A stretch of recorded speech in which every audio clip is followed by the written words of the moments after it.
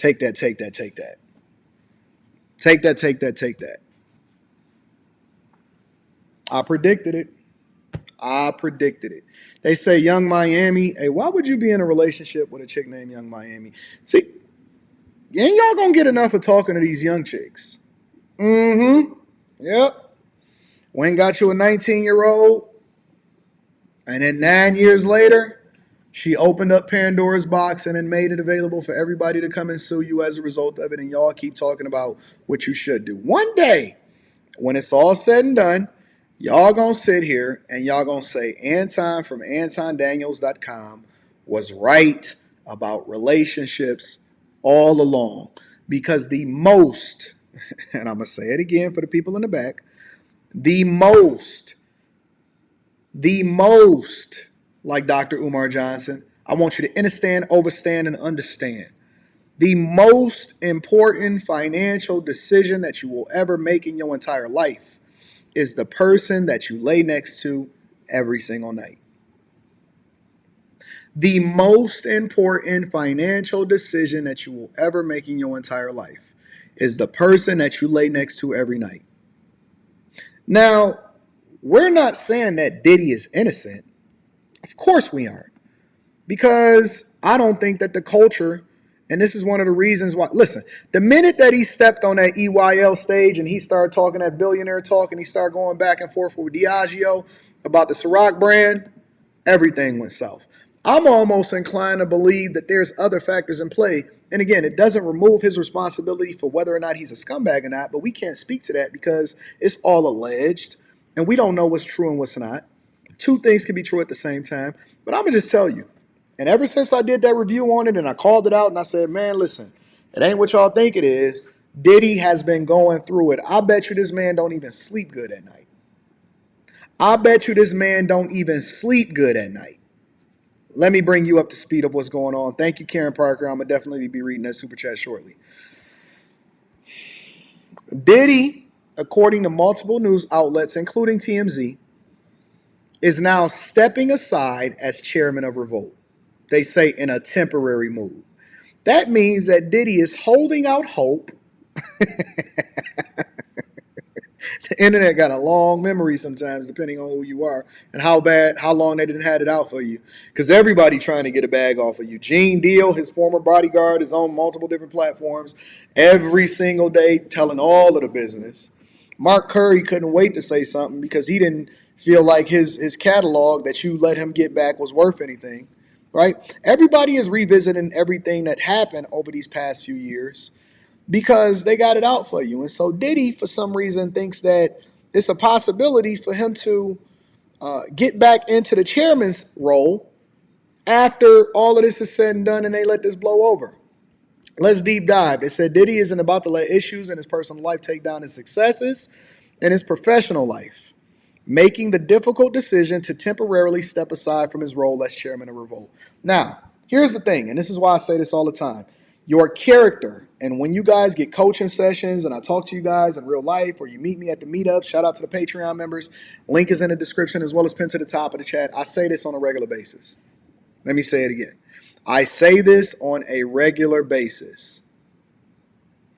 Your character will keep you in places that your talent is going to take you.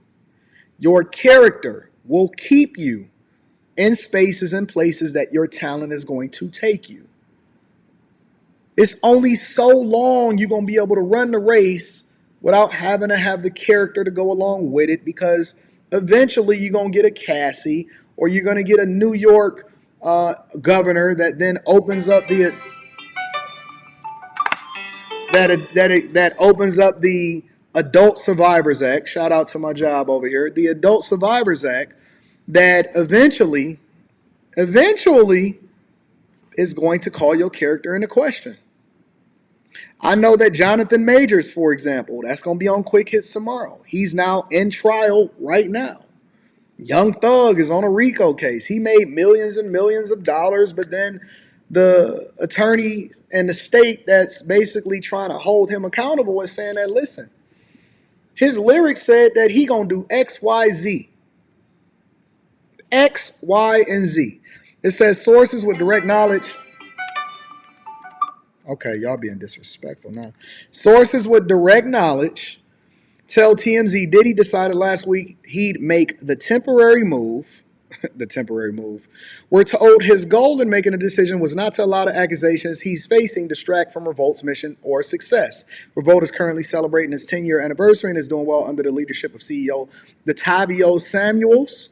And Chief Brand Officer Dion Graham. We're told Diddy is not involved in the company's day-to-day. But let me tell you what's really happening based off of my theories. So this is not something that I can substantiate.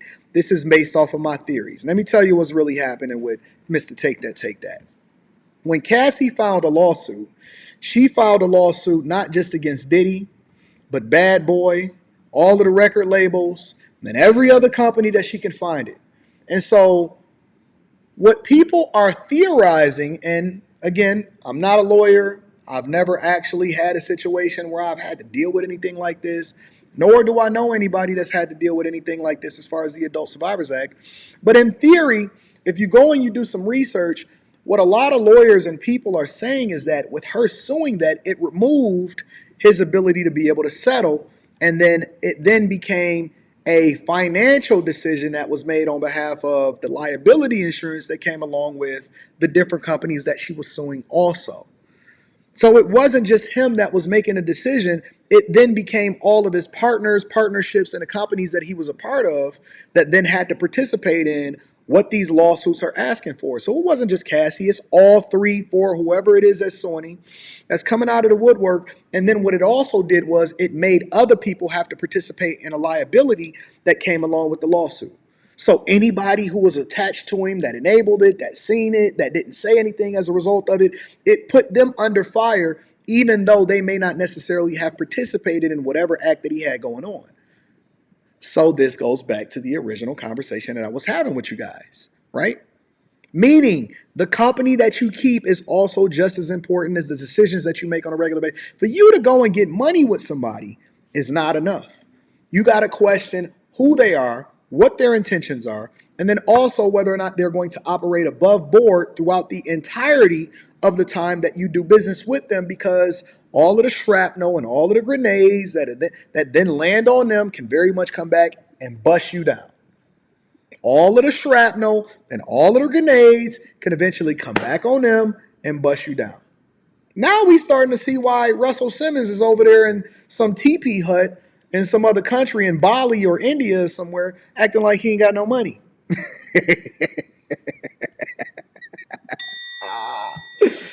Now we see why Russell Simmons is over there and his daughters is making TikTok videos about him.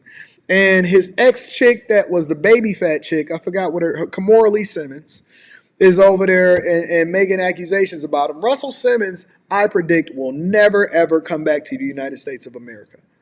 Russell Simmons is over in a teepee hut somewhere, and he will never come back to the United States of America. You didn't hear not one lawsuit that was filed against Russell Simmons. Russell Simmons, he may be an oracle.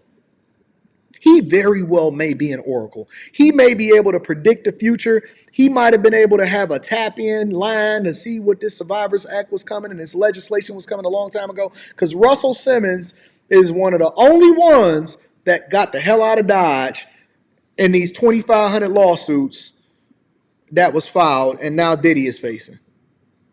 Russell Simmons had some of the most egregious accusations levied against him. But one thing is for sure and two things is for certain. He got that Rush Card money. He got that Def Jam money.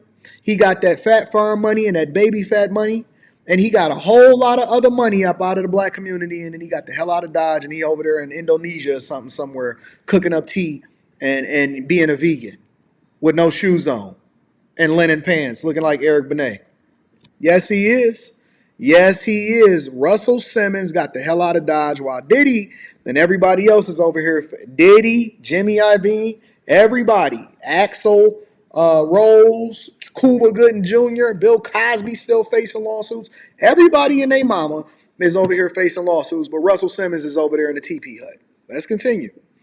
As we reported, Diddy was quick to settle a lawsuit brought on by Cassie with an amicable resolution where she was accusing him of sexual assault and abuse and human trafficking. It goes on to say there have since been 2 additional lawsuits filed against Diddy The one girl's name is Joy Dickerson Neal, meaning that she must be married or she was formerly married. Says Diddy sexually assaulted her on camera when she was a college student back in 1991. And a Jane Doe, a woman that didn't even ask to be identified, says Diddy and singer-songwriter Aaron Hall took turns. Aaron Hall? We ain't heard of Aaron Hall in so long. Remember when they was comparing Aaron Hall to R. Kelly? Took turns busting her down and friends in either 1990 or 1991. See, all of that, it ain't no fun if the homie can't have none. Look at Diddy. They caught Diddy out there in the jungle, walking around with an oversized t-shirt on, feeling sad, with sandals on. They got Diddy on camera walking around feeling sad and feeling sorry for himself after all of this stuff that went on. A rep for Diddy accused the two additional lawsuits by saying the claims involving alleged misconduct against Mr. Combs over the 30 years and filed at the last minute are all completely denied and rejected by him. He recognizes this as a money grab, and because Mr. Combs' fame and success, he is an easy target for accusers who falsify the truth without the conscience or consequence for financial benefit. But on the flip side of that, 50 said he didn't care. 50, listen, of all the people in the world that I would never want to be an enemy with, that will troll you till you die, that seems to have no forgiveness in his heart, is 50. 50 been trolling, and his Instagram account been trolling Diddy since the beginning of time, and he's only stepped it up as a result of it. It said, as Sean Diddy Combs continues to do the damage control amid his ongoing legal troubles, 50 Cent is offering his fellow rapper a lifeline by taking a few shots at him in the process. After he announced that he was stepping down from Revolt, 50 took to Twitter, X formerly known as Twitter, on Tuesday and proposed an offer and said that he'd buy it from him on the low because Cadillac and AT&T is going to pull out. He may have a point, though. Throughout all of his trolling, he might actually have a point in that. One of the reasons why I believe that Diddy stepped down is because of the sponsors. Sponsors don't want their name attached to people that are embroiled in controversy and negativity within their lives. They don't want to be embroiled in that. And so now you got to start looking at everybody that's under the Diddy umbrella, right? I think that Nori and them for Drink Champs, I think that they under the umbrella. It's several different podcasts that's under the umbrella. It's a lot of people that do business that's under the umbrella. The Breakfast Club, even though they had their own controversy, that's assigned with DJ Envy is under the umbrella of Revolt. It's a lot of different shows that may not even be making money. And so they're interdependent on a lot of these sponsorships in order to keep them afloat, especially in a dying industry where a lot of their revenue is coming as a result of being on cable networks and things like that. So they're trying to have significant partnerships that drive revenue that ultimately can get them additional sponsorships. And 50 is trolling and saying Cadillac and AT&T gonna pull out. I'll give you a few dollars now so you can get on up out of Dodge and we can continue to maintain this money. Specifically, he said it. He said, I'll give you a few dollars for it now. Sell it to me, then we can be friends. I'm serious. Call my phone.